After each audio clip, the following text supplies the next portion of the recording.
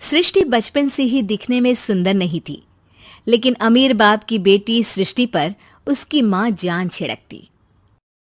मेरी बेटी कितनी प्यारी है, भगवान सबको सृष्टि जैसी बेटी दे। सृष्टि धीरे धीरे बड़ी होती है। एक दिन सृष्टि की सहेली कहती है, तू दिखने में कितनी अजीब सी है, लेकिन मैं जानती हूँ हम सब में सबसे अच्छी शादी तो तेरी ही होगी। तेरे पापा अमीर जो हैं। और बता नहीं सकते यार, दहेज तो हर कोई देता है, ये क्या ज्यादा ले जाएगी अपने पति के लिए? अरे बड़े शहर में कोठी है इसके पापा की। अरे पापा की है ना, कौन सी इसकी है? इसकी होती तब तो कोई भी लड़का इससे शादी कर लेता। अरे पापा की मतलब पापा की है तो मेरी ही है ना? किसने कहा? अब तेरी तो तब होगी ना जब तेरा भाई ना हो। वैसे भी शादी के बाद सारी प्रॉपर्टी भाई के नाम होती है। सृष्टि समझ जाती है कि उसे किसी भी हालत में माँ बाप की सारी प्रॉपर्टी को अपने नाम करना है, लेकिन कैसे? एक दिन सृष्टि का भाई शीनू कहता है, बहन क्या कर रही है? तुझसे एक बात करनी है। अरे हाँ हाँ करना, मैं तो तेरी बहन हूँ। बहन मेरी लाइफ में ना एक लड़की है, बहुत अच्छी है। मैं सोच रहा हूँ माँ और पापा से बात करूँ शादी के लिए। सृष्टि को समझ में आ जाता है कि भाई की शादी होते ही भाभी उसे एक दिन भी घर में बर्दाश्त नहीं करेगी। क्या बात है भाई, बताना कौन है वो? यार वो बहुत अच्छी लड़की है, पढ़ी लिखी है, मेरे साथ जॉब भी करती है। बस एक प्रॉब्लम है। प्रॉब्लम? क्या प्रॉब्लम है भाई? यार वो शादीशुदा है, लेकिन उसके पति ने उसे सिर्फ इसलिए छोड़ दिया क्योंकि उसके माँ बाप दहेज नहीं दे पाए। सृष्टि ये सुनकर न जाने क्यों खुश हो जाती है। अरे भाई तो क्या हुआ, लड़की तुझे तो पसंद है ना? शीनू को लगता है कि बहन उसे समझ रही है। वो इस बात से अनजान होता है कि उसकी बहन की मंशा पूरा घर हड़पने की है। सृष्टि अपनी माँ से कहती है, मम्मी मुझे तो बहुत चिंता है। पता है शीनू क्या कर रहा है? अरे क्या कर रहा है? वो तो काम पर जाता है और वापस घर आता है। नहीं ना माँ, वो यही तो नहीं कर रहा, बाकी सब कर रहा है। आपको पता है उससे प्यार है, और वो भी एक शादीशुदा लड़की से। ये क्या हो गया? मैं सोसाइटी में क्या मुंह दिखाऊंगी? अरे तेरे पापा तो यही कहेंगे कि मैंने ही उसे बिगाड़ दिया है। माँ देखो, मेरी बात मानो, पापा पर भी विश्वास करने की जरूरत नहीं है। अब आप ही बताओ, पापा इतनी देर घर के बाहर रहते हैं क्यों? बोलो। अरे बेटा वो तो नौकरी करते हैं ना। तू बहुत भोली है माँ। पापा का ऑफिस तो 7 बजे खत्म हो जाता है, लेकिन देखो कितनी देर से आते हैं। अरे नहीं नहीं बेटा, ऐसी कोई बात नहीं है। सृष्टि माँ को एक औरत से बात करते पिता की फोटो दिखाती है। देखो माँ कैसे हैं पापा, मैं ना कहती थी कि पापा सही नहीं है। मैं तेरे पापा से बात करूंगी, दे फोटो मुझे।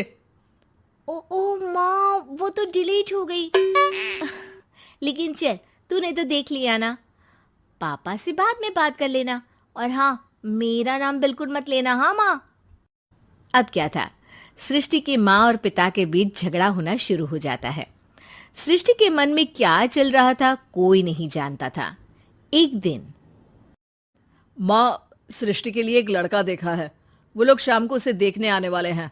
और हाँ माँ, एक खुशखबरी, मैं और पापा मिलकर एक नया बिजनेस ट्राई कर रहे हैं। शाम को लड़का आता है, सांवले रंग का। सृष्टि को तो बिल्कुल भी पसंद नहीं आता। लड़की की माँ कहती है, लड़की का चेहरा तो कोई खास नहीं, लेकिन अगर मेरे बेटे को आप लोग सेटल कर दें तो मैं उसकी शादी आपकी बेटी से करवा दूं। सृष्टि को लड़का बिल्कुल पसंद नहीं था। उसे भाई पर गुस्सा आ जाता है। लड़के वालों के जाने के बाद कहती है, माँ देखा शीनू मेरे लिए कैसा लड़का लेकर आया, न दिखाने लायक न सुनने लायक, सेटल भी नहीं, वो भी हम करे।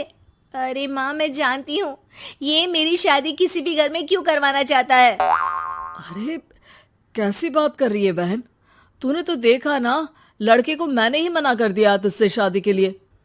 जिसने लड़का बताया था उसने उसकी बहुत तारीफ की थी। बात आई गई हो जाती है, लेकिन सृष्टि का मन शांत नहीं होता। क्या करूँ, कुछ समझ में नहीं आ रहा। मेरी शादी हो गई तो ये लोग पूरी प्रॉपर्टी शीनू के नाम कर देंगे, मेरे हाथ तो कुछ लगेगा ही नहीं। तभी सृष्टि को आइडिया आता है। वो किसी वकील को फोन करती है। जी देखिए, अगर आपके मम्मी पापा का तलाक हो जाता है तो आपके पिता की आधी प्रॉपर्टी आपकी माँ के नाम हो जाएगी, फिर उसे वो किसी को भी दे सकती है। सृष्टि अब माँ को बेटे के खिलाफ भरती है। माँ, शीनू पर नजर रखा करो, वो जिस लड़की के प्यार में है ना वो शादीशुदा है। यहाँ आएगी, सारा पैसा रुपया जमीन जायदाद सब हड़प लेगी। पापा का भी हाल तुमसे छुपा नहीं है। ऐसा ना हो कि मैं और आप एक दिन सड़क पर भीख मांगे। हे भगवान, मैं तो जीते जी मर जाऊंगी अगर ऐसा हो गया तो। ऐसा हो गया नहीं माँ, ऐसा ही होगा। अभी समय है, आगे का सोच लो। मैं तो कहती हूँ पापा से आधी प्रॉपर्टी लेकर अलग हो जाओ। पापा की आधी प्रॉपर्टी भी हम लोगों को अगर मिल जाती है ना तो अगले 7 जन्म सफल समझो। बेचारी माँ बेटी के कहने पर पति से तलाक लेकर अलग हो जाती है। सृष्टि अब पैसों से गाड़ी और अपने दूसरे महंगे शौक पूरे करने लगी। उसके दोस्त भी उसके पैसे इस्तेमाल करते। सृष्टि, कल तुम कहाँ थी? मैं सारा दिन घर पर अकेली थी। तो मैं क्या करूं? मैंने ठेका तो नहीं लिया है ना तुम्हें संभालने का।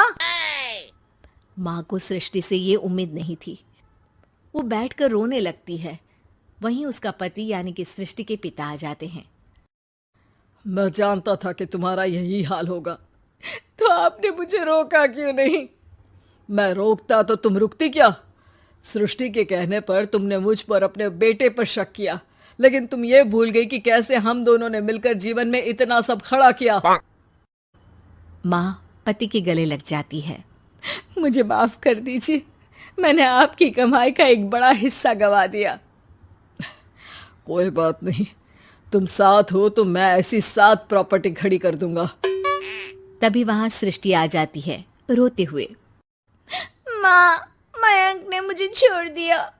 वो बोल रहा था जब तक मेरे पास पैसे थे तब तक ही वो मेरे साथ था।